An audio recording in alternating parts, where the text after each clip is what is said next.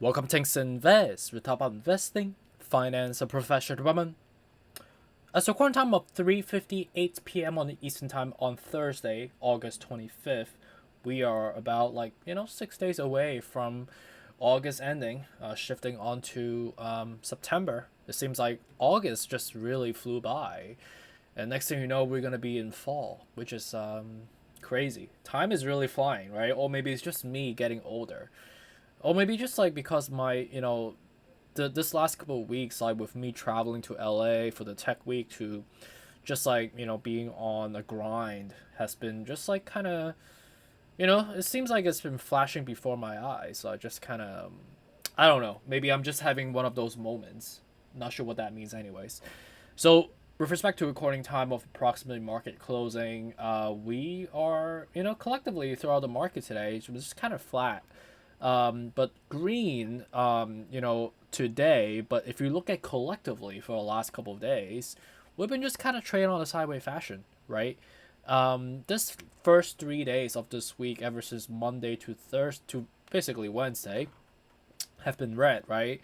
And basically, what that means is that the investor sentiment among, on the psychological front is expecting that with respect to the Fed's Jackson Hole speech that's coming out tomorrow, should drive some volatility, right?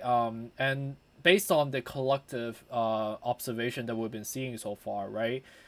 3 out of 4 days have been red. One has been green. So collectively, people are leaning more toward the bearish side of the spectrum, which I don't blame them. Every single time when Jerome Powell speaks, is either up or down. It's quite binary, right? And with the negative inflationary pressure, news and also corporate adjustments, price surging, the VIX rising, gas prices also rising, and selective companies are looking for ways to maneuver through this downturn. I don't blame investors for feeling some sort of a bearish way, if you may, right? So, 3 red days, 1 green day doesn't mean today is conveying a positive signal as we're walking into tomorrow's Jackson Hole speech. It's just more of a consolidation, normalization on a psychological front. But if you take a step back and look at the technical, and we just dive right into the technical because there isn't really a lot of news that's really worth mentioning. And apologies for freezing earlier on my last portions of the video. It seems like I couldn't really talk about selective stocks that we want to talk about, so I'll actually dive into that in a bit. So, with respect to Ethereum, again, right, market closing right now, we are still forming this relatively negative pattern, right, head and shoulder pattern. You see this head, you see the shoulder, you see a secondary shoulder, right? And something we need to look out for is that we might be, getting some resistance as we reach 60 out of 70 on the RSI scale. On the MACD front, we are still bullish on a daily, but on the weeks out, if you look at it closely, we are quite bearish, right? And also on the month out, you could see that we are bullish. But daily and weekly is kind of convoluted, and it's kind of, conveying a mixed signal at the moment. So what does that really mean if you translate this in a logical perspective? I think what this really means is that, in a daily perspective, which is more of a near term, we should ideally see some bullishness to basically form this secondary shoulder on this technical, chart in front of us, right? And then as we reach to a level, ideally, I don't foresee us to go all the way up to 2000, but I think, maybe 1800, 1860 would be logical, knowing the fact that if you look closely, that's a relatively monumental level that we have formed as a resistance before. It's like a blockade, right? So as we get there, we'll form a secondary shoulder, and then and this is like talk about days out, right? And then weeks out, we should ideally see some normalization, some cool off, right? Confirming this negative signal of this head and shoulder pattern, right? And what that means is that we might go up to 1860 and then come down to a lower level to somewhere around 1550, all the way down to even 1250.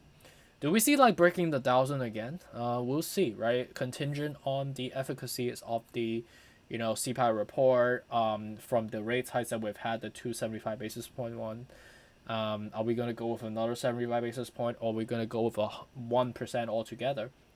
So that will tell us the story, right?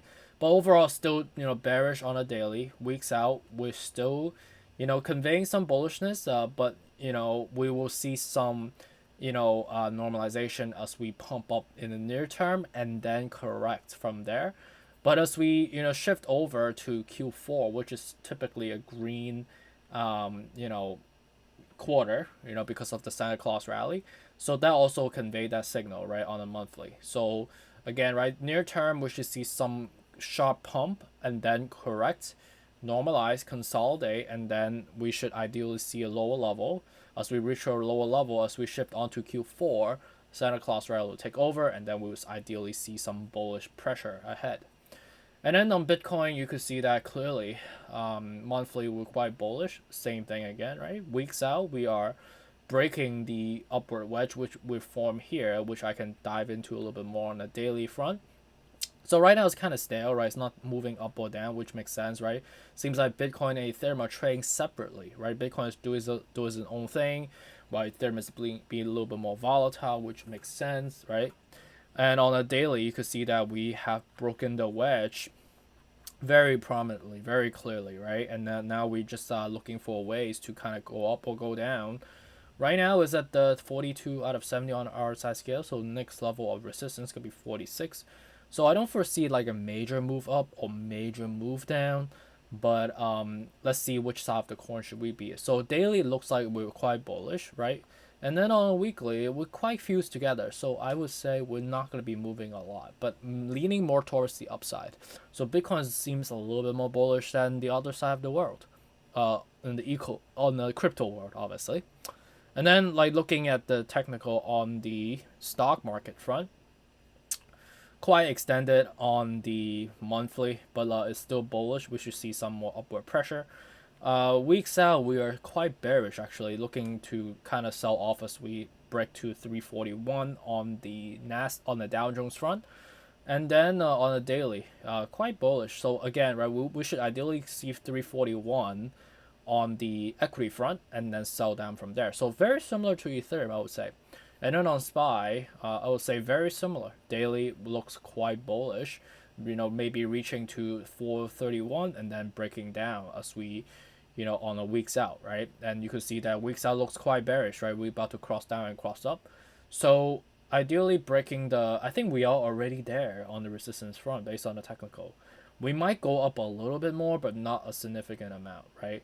So I think maybe, reaching to all the way to 442, that's about the highest. So what that means is that, tomorrow I wouldn't be surprised if we see a green day, actually.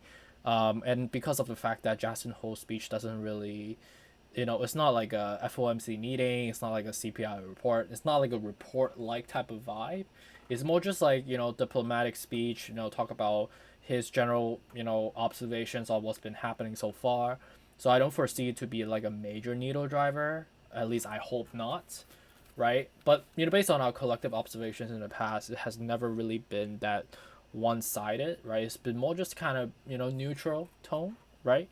But if we go with a neutral tone going into the speech, we should ideally see a green day, right? Because neutral or lack thereof in terms of like confirmatory signal sometimes convey a positive signal. Knowing the fact that 3 days out of 4 days have been red, so today's green is just more normalization, and tomorrow being green again would not be illogical or nonsensical as well. Okay, so appreciate you. Have a good rest of the day. I'll check you out next one. Take care. Bye.